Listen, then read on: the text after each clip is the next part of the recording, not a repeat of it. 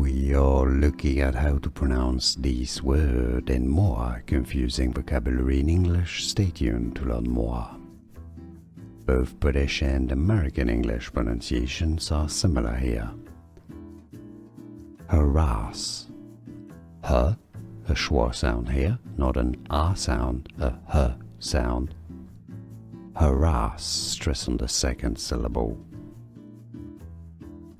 We are looking at how to pronounce these words and more confusing vocabulary in English. Stay tuned to learn more.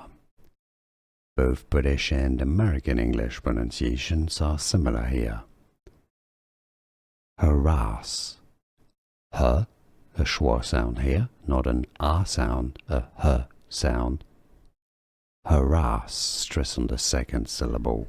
Here are more videos on how to pronounce more confusing words and names too many mispronounced. Like this video if you found it useful. I appreciate your support. I'll see you soon and thanks for watching.